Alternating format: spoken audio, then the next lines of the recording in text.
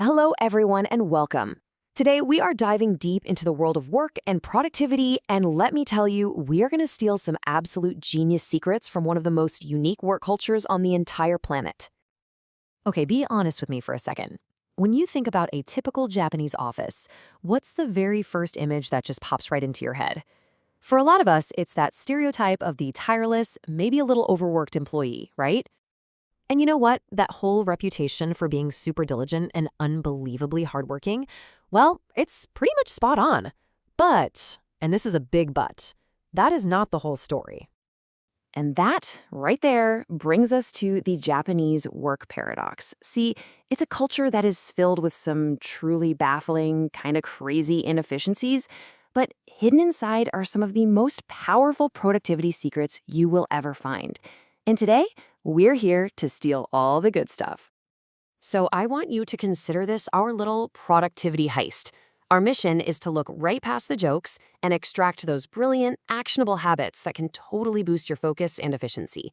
The keywords for today are going to be time management and thorough preparation. Okay, let's dive in. So our first target is the very core of Japanese efficiency, this unique and incredibly powerful concept of time. This, my friends, is where the magic really begins. You see, in Japan, time isn't just a suggestion. It is treated as an absolute, completely non-negotiable rule. This single mindset is the foundation for almost everything we are going to talk about. It's what creates that incredible laser-like focus. And this slide frames the whole idea perfectly. Think about Japan's famous bullet trains for a second. A departure time isn't a friendly suggestion. It is a law of physics. That train will leave at that exact second, with or without you. Well, in the Japanese workplace, that exact same thinking is applied to deadlines.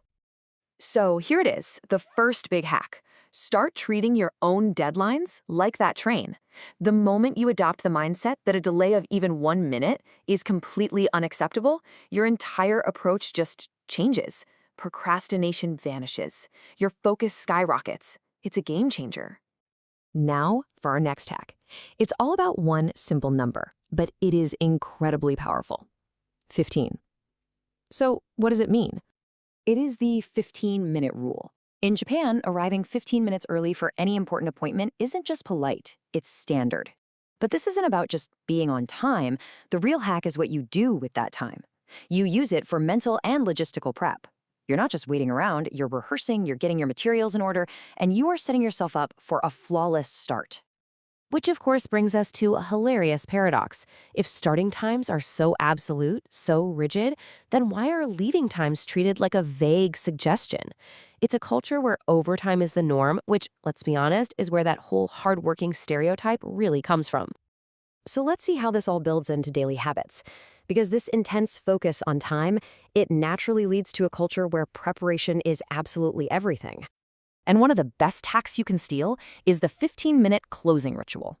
Before you finish up for the day, you take just 15 minutes to completely clear your workspace and write a super detailed to-do list for tomorrow. This little ritual lets you mentally shut down today's work so you can start tomorrow already in perfect focus mode. Now, that desk clearing part isn't just about being neat. There is some real science here. A cluttered desk creates a high cognitive load. It's basically visual noise that's constantly distracting your brain. A clean workspace, on the other hand, lowers that load, and that frees up your mental energy so you can actually concentrate on what matters.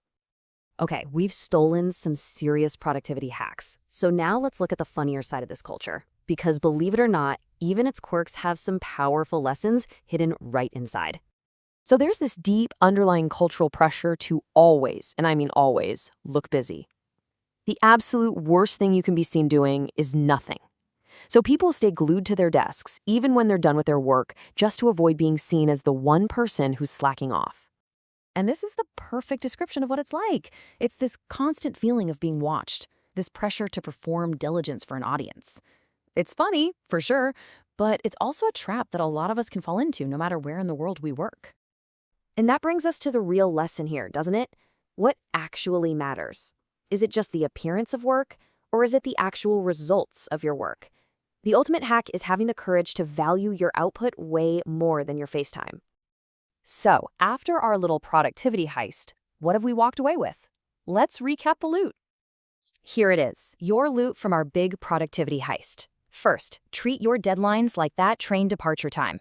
They're absolute, non-negotiable. Second, use the 15-minute rule to show up early and be fully prepared. Third, start a daily closing ritual. Shut down today to set up a perfect tomorrow. Fourth, declutter that desk. A clean space lowers your cognitive load and boosts your focus. And finally, the big one, focus on results, not just on the appearance of being busy. So, as we wrap this all up, I'm going to leave you with one final question to really think about. Looking at this list, which one of these powerful hacks are you going to put into practice today?